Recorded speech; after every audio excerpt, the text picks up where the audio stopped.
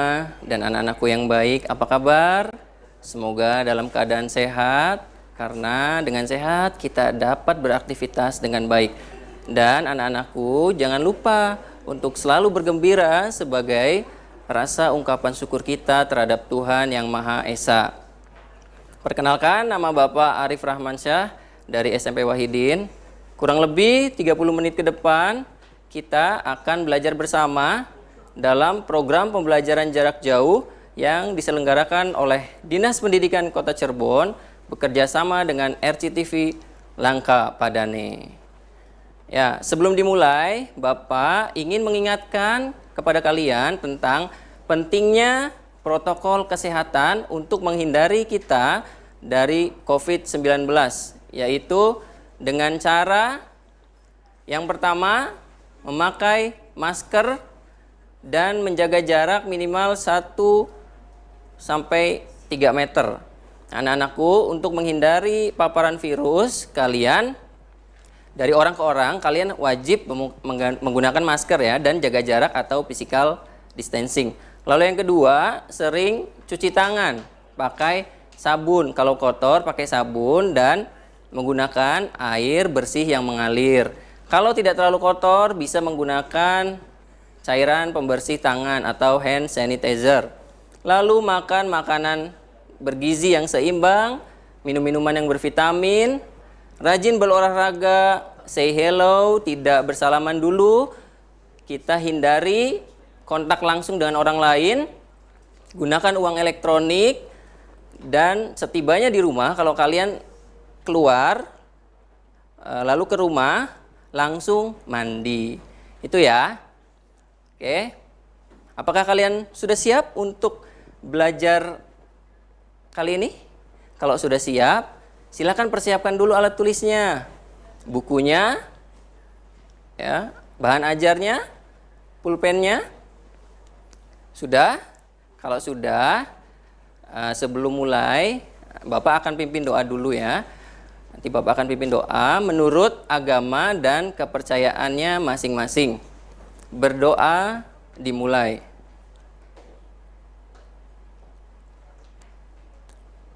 Selesai.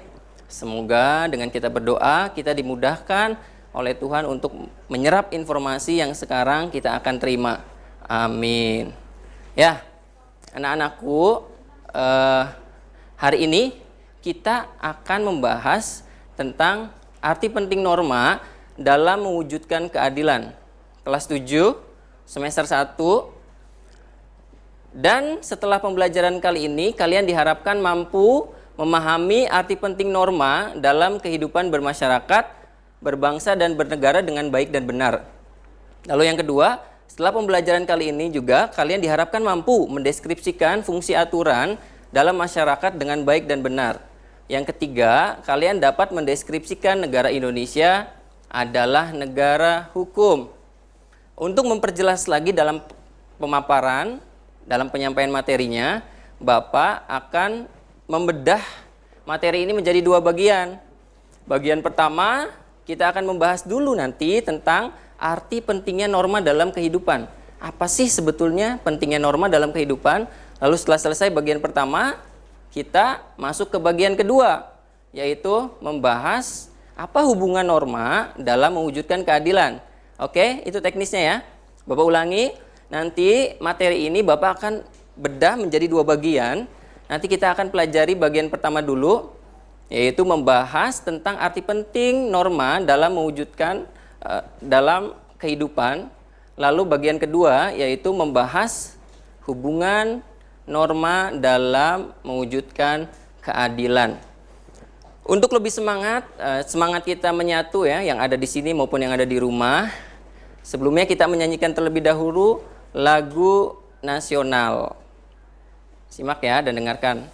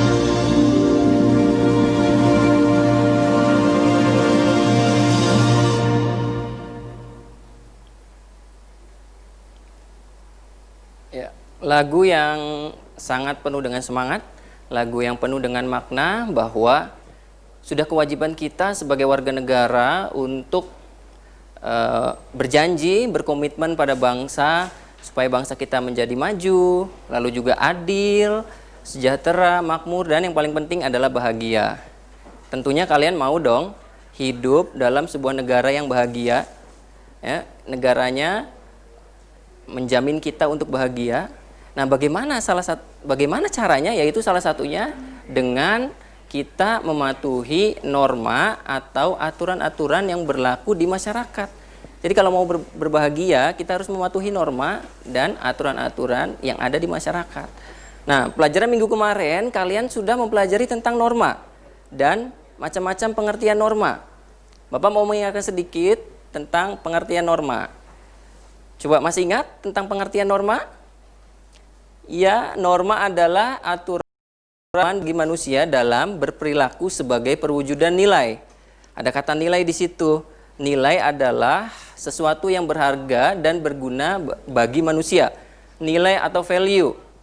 Nah, nilai ini, anak-anak, sifatnya abstrak, tidak terlihat seperti sebuah ide, tidak bisa terlihat oleh panca indera, tetapi yang kita bisa tangkap adalah objek yang bernilai tersebut. Bapak beri contoh ya, misalnya beras akan bernilai kemakmuran jika dibagikan secara adil dan merata. Coba di situ ada nilai kemakmuran, nggak bisa kita tangkap, tetapi yang kita bisa tangkap adalah objek yang memiliki nilainya, yaitu berasnya. Bapak beri contoh lagi, misalnya pantai akan sangat indah sekali jika difoto atau dilukis. Ya, foto bisa kita lihat karena sudah dilukis, tapi nilai keindahannya sifatnya abstrak, tidak bisa dilihat. Ya, meskipun nilai itu abstrak, tetapi sangat-sangat dibutuhkan oleh manusia, anak-anak. Sangat dibutuhkan karena nilai juga mengandung harapan untuk mencapai sesuatu. Misal ya, saya beri contoh, Bapak beri contoh ya, nilai keadilan. Nilai keadilan. Tentunya setiap manusia ingin hidup di dalam negara dan tentunya ingin adil ya di dalam sebuah negara tersebut. Maka bisa kita simpulkan bahwa nilai harus dicetak dalam perilaku. Nilai harus diwujudkan dalam bentuk perilaku. Ya. Perlu diingat bahwa jika tidak ada norma, tentu ada nilai. Jika ada norma, tentu ada nilai, karena nilai dan norma seperti ibarat dua sisi mata uang yang tidak bisa dipisahkan satu sama lain. Setiap ada norma pasti mengandung nilai. Dan tanpa ada nilai tidak mungkin terwujud norma. Sebaliknya ya, tanpa dibuatkan norma, nilai ini yang hendak dicapai tidak akan terwujud. Jadi nilai tidak mungkin mendapatkan manfaatnya atau kekonkretannya jika tidak diwujudkan dalam bentuk norma. Contoh misalnya, buanglah sampah pada tempatnya. Ada norma seperti itu bunyinya. Berarti di situ untuk nilai keindahan. Ya, norma di situ sebetulnya mengandung nilai keindahan. Ya, misalnya dilarang merokok. Itu apa? Nilai kesehatan. Ada norma begitu berarti nilainya kesehatan. Gitu ya anak-anak ya. Jadi itu tentang norma dan nilai. Nah, untuk lebih jelasnya lagi mengenai pentingnya norma di dalam kehidupan, nanti Bapak akan menampilkan kisah berikut ini ya. Jadi kita masuk ke bagian 1 sekarang. Pentingnya norma dalam kehidupan bermasyarakat, berbangsa, dan bernegara. Simak kisah berikut ini. Ada kisah di sini. Oksana Malaya dari Ukraina ditemukan hidup dengan anjing di kennel pada tahun 1991. Pada saat ia berusia 8 tahun, ia mengaku tinggal bersama mereka selama 6 tahun. Kisah sedih Oksana berawal ketika orang tuanya yang merupakan pecandu alkohol menelantarkan dirinya di luar rumah. Saat itu ia masih balita. Berada di luar rumah membuat Oksana kedinginan. Ia pun merangkak ke kandang peternakan mencari kehangatan, meringkuk dengan anjing. Suatu tindakan yang mungkin menyelamatkan hidupnya hingga kini. Sejak tinggal bersama dengan anjing, ia terus berjalan dengan cara merangkak. lalu kerap mengeluarkan lidah, memamerkan giginya, dan menyalak. Karena tak memiliki interaksi dengan manusia, dia hanya tahu kata yes dan no.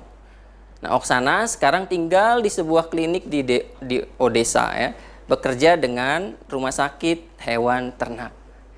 Nah, berdasarkan cerita tersebut, mengapa Oksana tidak bertindak seperti manusia? Kenapa ya kira-kira ya? Ya, karena manusia butuh bantuan orang lain. Manusia butuh interaksi dengan orang lain. Manusia butuh bersosialisasi dengan orang lain.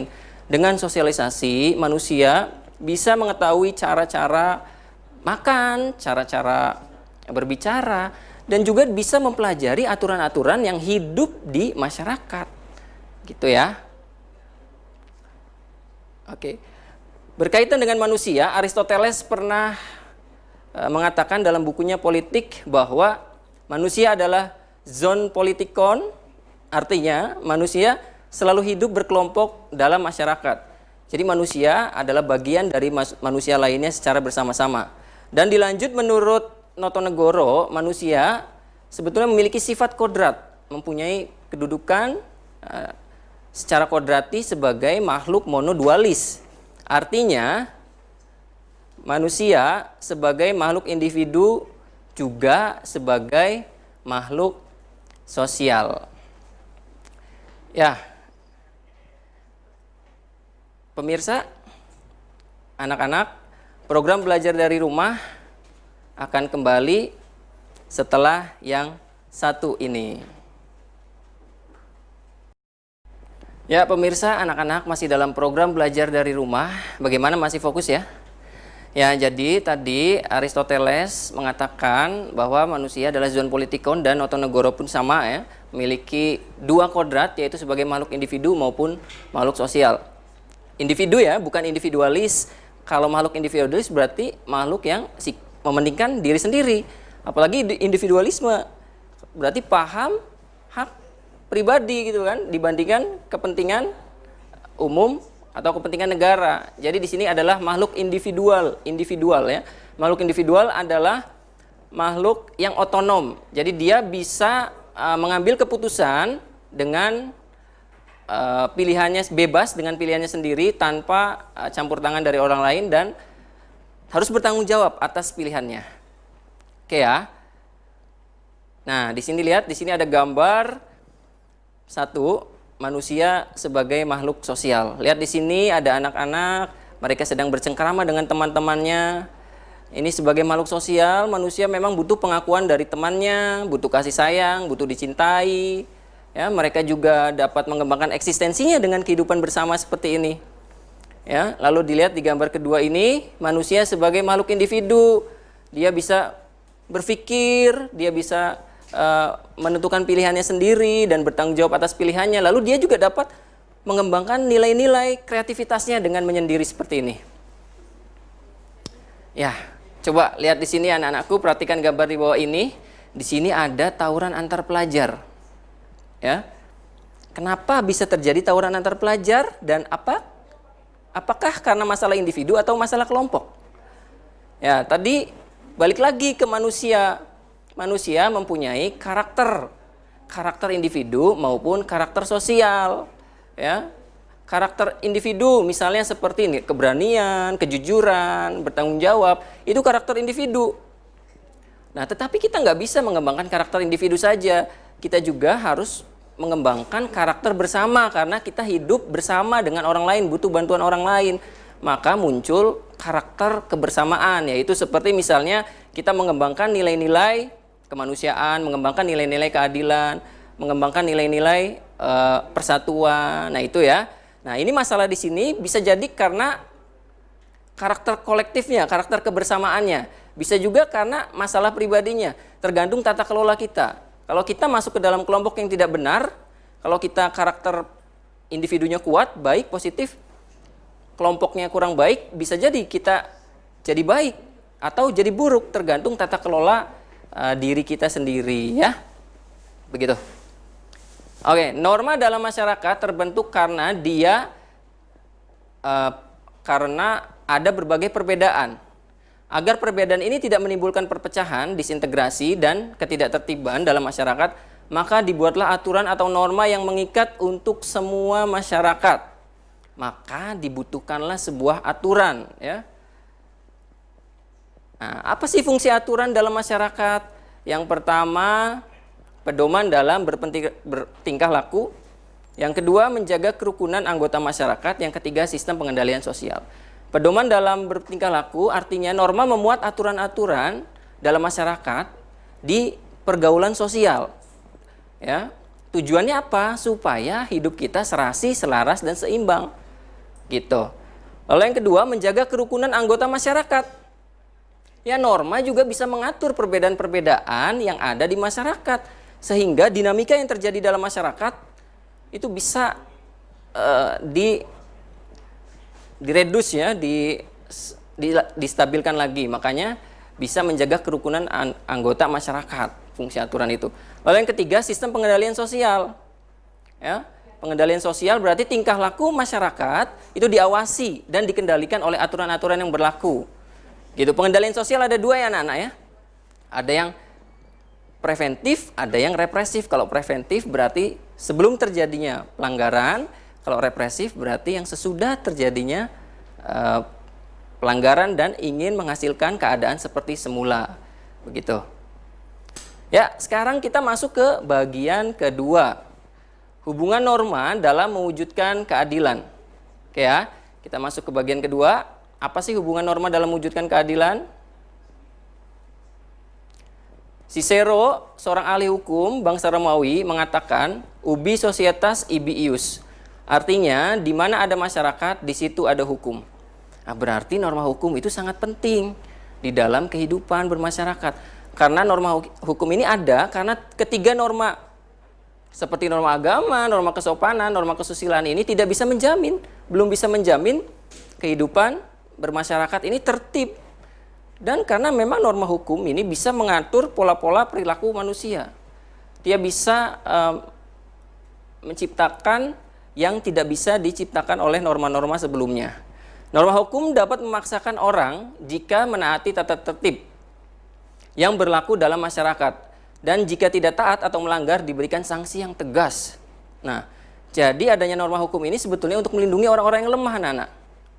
Orang-orang yang memiliki kekuasaan tidak melakukan kesewenang-wenangan karena adanya norma hukum ini. Makanya diberikan norma ini harus ada di dalam kehidupan sehari-hari. Nah, bisa dilihat di sini, ya. Di sini ada gambar 4 pelanggaran lalu lintas. Bisa kalian bayangkan kalau sebuah negara tidak ada norma hukum? Ya, ini ada anak siswa SMP tidak menggunakan helm, yang pasti tidak punya SIM. Ya, apa yang akan terjadi? Tentunya kehidupan akan berantakan, akan kacau. Lalu kecelakaan di mana-mana. Oke, lihat di sini. Ada gambar 5 main hakim sendiri. Ini perilaku yang tidak sadar hukum. Ya, misalnya ada pencuri, lalu ketangkep, dipukul bareng-bareng di situ seperti hukum rimba, gitu kan? Nah, harusnya sadar hukum. Pencuri ini ditangkap, lalu diberikan ke polisi, ke lembaga penegak hukum. Nanti kan diproses di sana, ya. Jadi tidak boleh main hakim sendiri. Nah, tentunya anak-anak juga lihat, ya, di sini ada gambar 6, tata tertib sekolah. Setiap sekolah punya ini. Itu pasti karena ini untuk mengatur kehidupan di sekolah. Ya, tujuannya apa sih sebetulnya? Menciptakan keadilan. Tujuan tata tertib ini untuk menciptakan keadilan supaya kita tahu hak dan kewajibannya masing-masing di dalam sekolah. Oke. Ya, maka bisa kita katakan bahwa suatu ketentuan hukum mempunyai tugas yang pertama bisa menjamin kepastian hukum. Kepastian, ya, peraturan ini pasti ini. Lalu yang kedua, menjamin ketertiban, ketentraman, kedamaian, kemakmuran, kebahagiaan, dan kebenaran. Ya. Lalu yang ketiga, menjaga agar tidak terjadi perbuatan main hakim sendiri dalam kehidupan masyarakat. Seperti yang tadi, ya. Diharapkan tidak terjadi perilaku yang seperti itu. Nah, norma hukum, anak-anak, tidak dapat berdiri sendiri. Dia butuh alat-alat pelengkap dari negara seperti polisi, jaksa, hakim, ya. Dengan adanya alat pelengkap tadi, lembaga hukum tadi dan peradilan, ya, bisa menciptakan keadilan di tengah-tengah kehidupan bermasyarakat ini, ya. Oke. Dalam hidup bernegara diatur dengan norma hukum yang berbeda dengan norma-norma lainnya. Persamaannya adalah norma tersebut mengatur tata tertib dalam masyarakat, sedangkan perbedaannya terletak pada sanksinya. Ya, sanksinya ini tegas, ya, di dalam norma hukum, mengikat dan memaksa, menyeluruh semuanya. Tidak pandang bulu anak-anak. Ya, pengen kaya, pengen cantik, pengen orang miskin, orang kaya, orang menengah, kelas bawah, ya, itu semuanya kalau bersalah tentunya dihukum, tidak ada pilih kasih, gitu. Nah, maka alasan norma hukum dianggap sebagai norma yang lebih menjamin terwujudnya ketertiban dan menciptakan keadilan karena yang pertama, aturan-aturannya bersifat mengikat dan dapat dipaksakan berlakunya oleh alat-alat negara penegak hukum serta disertai sanksi yang tegas dan nyata. Tadi, ya. Lalu yang kedua, masih banyak hal atau kepentingan-kepentingan dalam kehidupan bermasyarakat, berbangsa dan bernegara yang belum diatur secara lebih rinci dalam norma agama, norma kesusilaan dan norma kesopanan. Seperti contohnya undang-undang lalu lintas. Ya, itu kan belum diatur, tetapi diatur oleh norma hukum. Gitu. Nah, Indonesia tentunya adalah negara hukum. Apa sih yang dimaksud dengan negara hukum? Ya, negara hukum adalah negara yang mendasarkan segala sesuatu, baik tindakan maupun pembentukan lembaga negara pada hukum tertulis atau tidak tertulis. Berarti dalam penyelenggaraan pemerintahannya, negara hukum selalu berpedoman pada konstitusi atau Undang-Undang Dasar 1945. Ini negara hukum, ya. Negara hukum bukan negara kekuasaan belaka. Negara hukum disebutnya adalah Rechtsstaat atau rule of law. Kalau negara berdasarkan kekuasaan belaka disebutnya Marktstaat. Kita berdasarkan hukum, bukan Marktstaat, ya. Dalam negara hukum, kekuasaan menjalankan pemerintahan berdasarkan kedaulatan hukum atau supremasi hukum dan bertujuan menyelenggarakan ketertiban hukum. Ya, jadi ada supremasi hukum kalau di dalam negara hukum. Apa itu supremasi hukum? Supremasi hukum adalah istilah, ya, bahwa hukum itu diletakkan di paling atas. Tidak boleh diletakkan di paling bawah, di paling atas tentunya harus punya rasa keadilan di dalam hukum itu. Ya, itulah negara hukum. Nah, di zaman dulu negara hukum di abad ke-19 memang negara sudah berdasarkan hukum, tetapi pasif pemerintahannya. Jadi tidak terlalu ikut campur ke dalam ranah kehidupan sosial maupun ekonomi. Apa yang terjadi? Yang terjadi adalah negara tersebut liberal, bebas. Negara hanya sebagai penjaga malam saja. Negara hanya wasit saja di tengah-tengah. Nah, kita nggak mau seperti itu nih. Itu kan abad 19. Kita mau negara hukum yang material, artinya negara hukum yang sifatnya nggak sempit begitu, yang luas. Maka muncullah konsep negara kesejahteraan. Jadi negara hukum, negara kesejahteraan, dan juga negara persatuan. Apa sih negara kesejahteraan? Pemerintahnya aktif, dia ikut dalam perkembangan baik sosial maupun ekonomi di dalam kehidupan bermasyarakat. Maka bisa kita katakan bahwa negara hukum mempunyai dua sayap, ya anak-anak, ya. Yang pertama negara persatuan. Negara persatuan adalah negara yang bukan berdasarkan perseorangan, ya, atau golongan. Perseorangan bukan golongan juga, tetapi negara yang kekeluargaan atau negara yang berkeadilan, negara keadilan atau negara kesejahteraan. Oke. Nah, menurut AVDC, negara hukum, ya, mengandung 3 unsur, Yang pertama, supremacy of law. Apa sih supremacy of law? Supremacy of law adalah dalam arti tidak boleh ada kesewenang-wenangan, sehingga seseorang warga harus dihukum jika melanggar hukum. Lalu yang kedua adalah equality before the law.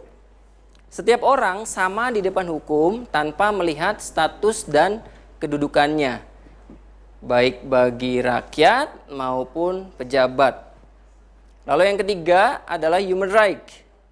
Diakuinya dan dijaminnya hak-hak manusia dalam undang-undang atau keputusan pengadilan, ya. Begitu ya anak-anak ya. Jadi negara hukum ini seperti tadi, Indonesia adalah negara hukum. Ya, kesimpulan. Yang pertama, norma memuat aturan untuk mengatur kehidupan sosial sehingga dapat menciptakan kehidupan yang serasi, seimbang, selaras dan harmonis. Norma hukum merupakan norma yang berbeda dengan yang lainnya karena memiliki sanksi yang tegas dan memaksa agar terwujudnya keadilan. Lalu yang ketiga, Indonesia adalah negara hukum sesuai dengan pasal 1 ayat 3 Undang-Undang Dasar 1945. Ya, anak-anak, ini ada link soal. Silakan bisa dilihat ya. Nanti tolong kalian kerjakan link soal ini ya. Oke. Ya. Pemirsa, anak-anakku, demikian program belajar dari rumah. Semoga materi yang telah disampaikan bermanfaat untuk kalian semua.